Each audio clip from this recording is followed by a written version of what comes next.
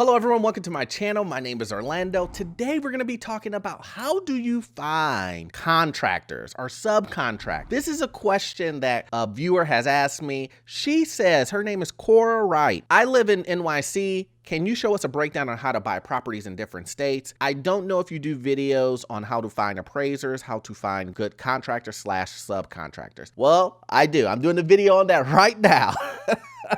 Well, let's get into this, guys.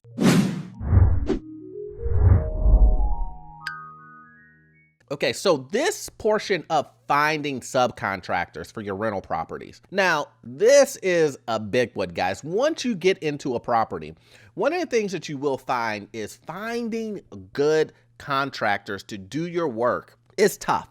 It's really tough, especially if you're trying to balance quality with cost, right? You're trying to find someone who can do the best job, but not charge you an arm and a leg. So this is a big thing. And I always say that one of the biggest issues I have is that I worry about contractors that I trust, that are doing a great job, that I enjoy working with, that they will end up quitting and moving on, and I will lose them.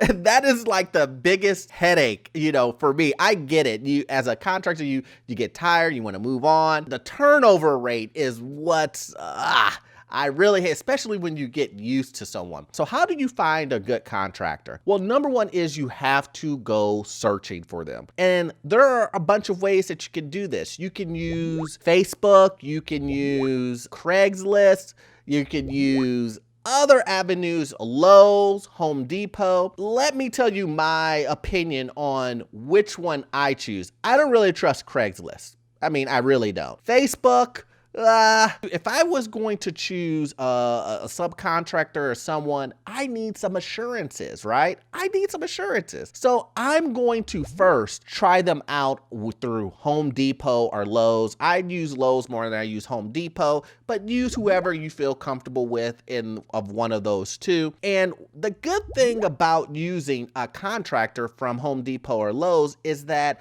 they stand by their work, their warranties. You can go directly back to Home Depot and Home Depot will make it right, or Lowe's will make it right. If they mess up, they make sure they have insurance, they bonded, all of those things they make sure happens, right? So I love using that. Now, here's the downside. You're probably going to pay more. But this is the thing.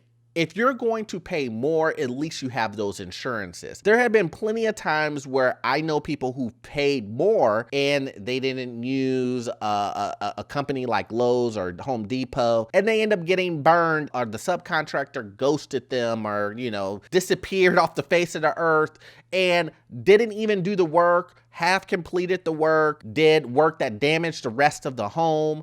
There's multiple things, but at least with using those companies, you don't really have to worry about that. But here's the thing. I use them for smaller jobs first, and then once I see that there's some connection with them, I may not go through Lowe's anymore. I may just go directly to them and say, hey, what's your card? What's your number? Once they do work for me, if they do good work, and then cut out that middleman, which is Lowe's. But Lowe's will kind of do the introduction for me. Our Home Depot will do the introduction for me, and then I will go direct to them. 2, recommendations, right? Referrals. A lot of times you will speak to someone and they would say, oh, I have a really good deck guy. I have a really good electrician, plumber, drywall guy. You will get these recommendations and referrals, and you're looking at something, they're saying, look, this is what XYZ company or this subcontractor did for me. They're really good. And then you take their info and then you give that subcontractor or contractor a call and you have them come by and take a look. Now, referrals are really, really, really strong, right? Because you're trusting the individual that you got the referral from. And so you're trusting them. The referral already has strength to it, right? It already has that to it, to where you're already halfway there because you've seen the work they did for your friend or a family member or an acquaintance. In your mind, you don't have to go any further with them as far as just the referral portion of it. But here's one thing that I want to challenge you on when it comes to referrals.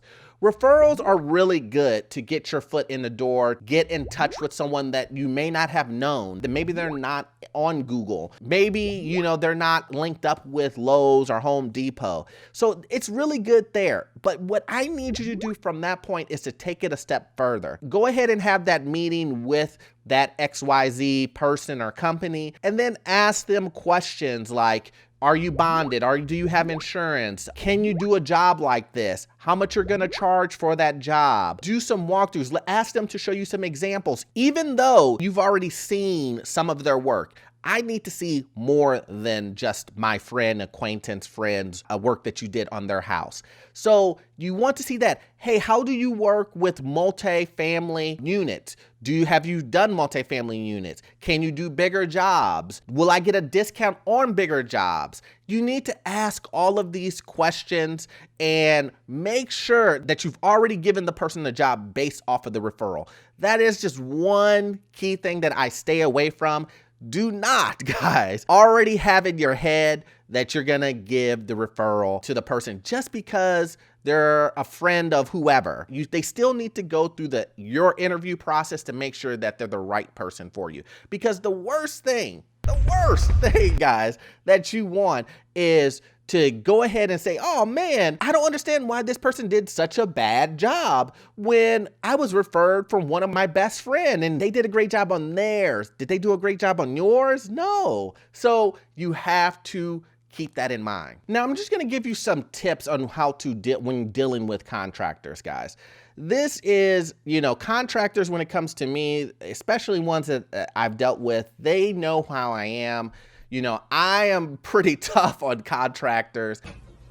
That's tough. But the reason why I'm tough on contractors, subcontractors, anyone who does work for me is because contractors, subcontractors, guys who just do work for you, they tend, and I'm not saying this is everyone, but guys, in my experience, they tend to slack off. If you allow them and you're not on top of them, guys, you're not on top of them, they will disappoint you. Most of the time. And it's the reason why guys who work for me, they're just like, Orlando, man, he is on top of me. It feels like micromanaging, but you have to manage these subcontractors. You have to manage people who are going to do work for you. You need to say, hey, you missed this. What's this corner? And they're going to say, sir, we're going to get to that after this. That's fine. That's fine. They may get annoyed with you, but you have to make sure the work is done, because I promise you, if you let them leave, it's going to be tough to get them back out there, especially if they've already been paid. A lot of contractors, a lot of subcontractors and people who do work for you, once you pay them, it's kind of out of sight, out of mind, even if there's a fix involved. So I need to make sure that a contractor is still on the hook. I need something from them and they need something from me. I need them to fix what they messed up and they need the money from me. So make sure, if you're going to pay someone half up front and pay the other half until you are satisfied. Let me repeat this. Pay half up front, and then the other half you do not pay until the job is done and you're satisfied. Remember, the last part is you are satisfied. So you need to make sure that you're satisfied before you make that last payment. Please make sure you walk through whatever they fixed and you look thoroughly through the items that they were supposed to fix for you guys. Because I promise you, once you walk away and say, yes, this is good, and then you find something later, it's going to be 3 times as hard to get them to come back because they've moved on to the next job. So please just make sure that you pay attention to all of the details and look. If they were doing drywall work, you go through and you look and go, okay, what's this crack? Or were you supposed to patch here? Were you supposed to paint over this? Like, make sure that you look thoroughly through all of the things that they were supposed to do. I'm not saying that they won't come back out. I'm just saying it's tougher to get them back out. So hopefully, guys, you got value out of this content. Cora, I hope this answers your question. I'm gonna need you to watch this next video here. It will help you get into your next rental property or your first rental property at that. So I will see you guys on the next one. Thanks.